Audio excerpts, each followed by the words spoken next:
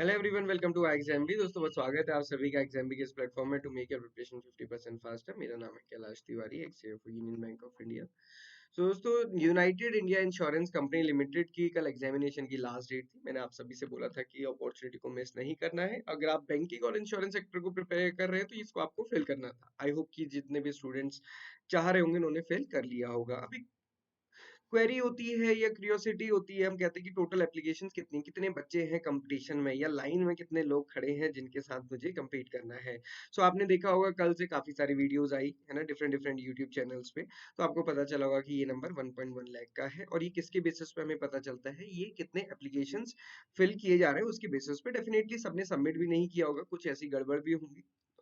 Nearly आप मान लीजिए कि 1 लाख बच्चे ने इस का फॉर्म फिल किया है। बट अगेन हमारा क्वेश्चन है, फिर फाइनेंस में कितना कंपटीशन है ये जरूर समझना है। इसको थोड़ा सा ऐसे समझेंगे हम। मैं नाबार्ड का रेफरेंस आपको दिखाऊंगा, क्योंकि ये तो अभी उसके बेसिस पे हमें पता चला कि टोटल एप्लीकेशन जो अटेम्प्ट, जितने बच्चों ने फॉर्म फिल किया है या कोशिश भी की होगी, क्योंकि नंबर तो पहले ही जनरेट हो जाता है। सो आप देखिए टोटल वैकेंसीज यहाँ पे 100 है जर्नलिस्ट के लिए, जिसमें कोई भी ग्रेजुएट एलिजिबल है। ओके, तो सबसे ज्यादा डेफिनेटली यहीं पे फिल किया होगा। उसके बाद आपने देखा रिस्क मैनेजमेंट, ये तो बहुत ही खतरनाक इसकी एलिजिबिलिटी रखी थी। इस पे तो मुझे लग रहा है 10 बच्चे मिलना बहुत मुश्किल है। मैंने पहले भी कहा था कि जो बच्चे रिस्क मैनेजमेंट के लिए एलिजिबल हैं वो मुझे कमेंट बॉक्स में बताइएगा, बट मुझे अभी तक कोई दिखा नहीं।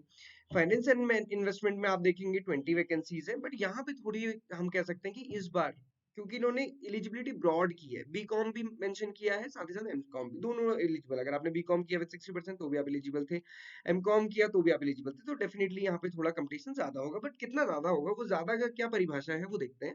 ये तो दोस्तों ये नाबार्ड का डेटा है जो लेटेस्ट अभी हमारे पास है। नाबार्ड का एग्जामिनेशन हुआ था जिसमें फाइनेंस की वैकेंसीज भी थी। अब आप देखिए फाइनेंस की वैकेंसीज थी total 7।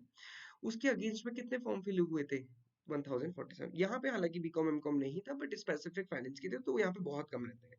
But BCom finance, BCom या फिर एमकॉम होने के बावजूद भी अगर आप देखोगे नंबर बहुत नहीं होता। जबकि इसके अगेंस्ट आप देखिए 50 वैकेंसीज जनरल की थी, और कितने बच्चों ने फॉर्म फिल किया? 52,000 ने। और यहाँ पे कम इसलिए करते हैं क्योंकि ये पेपर थोड़ा सा डिफिकल्ट है एज कम्पेयर टू बाकी एग्जामिनेशन।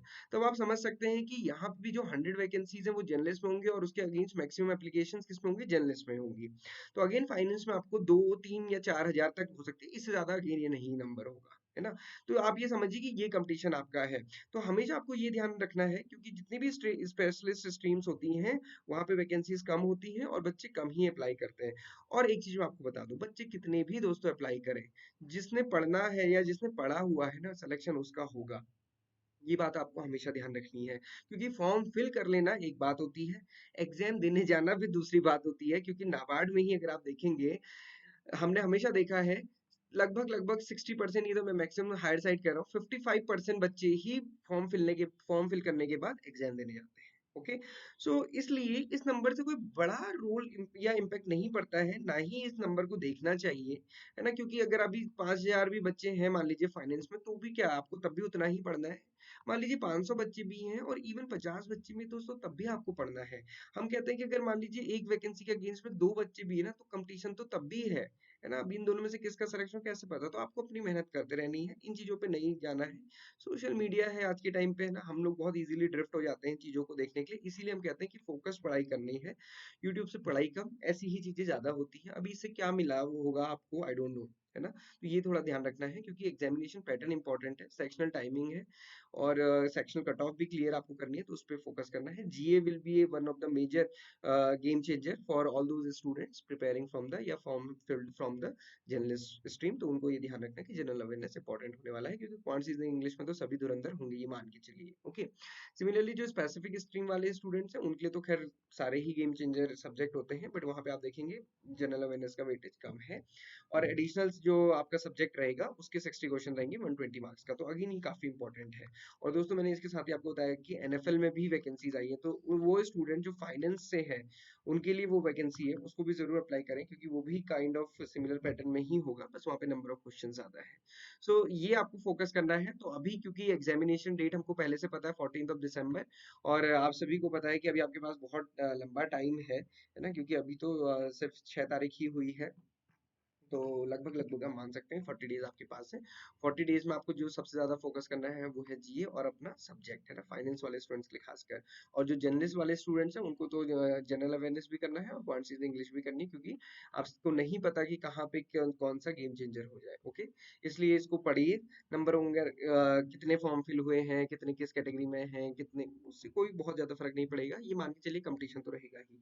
जीए पढ़िए, जीए के लिए हमने पहले भी आपको एक स्पेसिफिक वीडियो बताया क्या पढ़ना है, बीपीडी या डेली पढ़ना है, ये आपको फ्री हमारी वेबसाइट पे मिल जाएगा। बाकी ये सारा मटेरियल है जिससे आपका जनरल अवेयरनेस जो कि फाइनेंस से रिलेटेड है वो कवर होता है। तो आज से पढ़ना शुरू कीजिए, रादर देन कि ये सोचना कि कहाँ पे क्या है, कितना नंबर है, क्या है। आप पढ़ेंगे, सिलेक्शन जरूर होगा। आपको हमारे पास कोर्स मिल जाएंगे UIICL के। तो अगर आप प्रिपेयर कर रहे हैं, अच्छे से प्रिपेयर करना चाहते हैं सिस्टमेटिक तरीके से, है ना, कई बार हम सोचते हैं यूट्यूब में प्रिपेयर कर लेंगे, यूट्यूब खोला फिर ऐसी वीडियोस पे हम आ जाते हैं, फिर अभी नीचे से 3-4 ऐसी सिमिलर वीडियो दिख रही होंगी, आप सोचेंगे चलो इसको भी सुन लो, ये क्या कह रहा है ना, फिर आप कहीं से कहीं पहुंच गए, कहीं से कहीं पहुंच गए, फिर वहां से मान लीजिए आप शेयर पहुंच गए, म्यूचुअल फंड्स में पहुंच गए, कॉमेडी में, कहीं कहीं भी जा सकते हैं। और रील्स के टाइम पे तो आपको भी नहीं पता कहाँ पहुंचेंगे आप, और टाइम अल्टीमेटली वेस्ट हो जाएगा। तो स्पेसिफिक कोर्स लेके थोड़ा पढ़ना ज्यादा बेटर है रादर देन रैंडम। बाकी आप खुद डिसाइड करिए कि आपको क्या करना है क्या नहीं करना है, बट कोई भी डाउट क्वेरी क्वेश्चन होता है आप हमसे कनेक्ट कर सकते हैं। This is all for today, thank you students for watching this video and have a great day.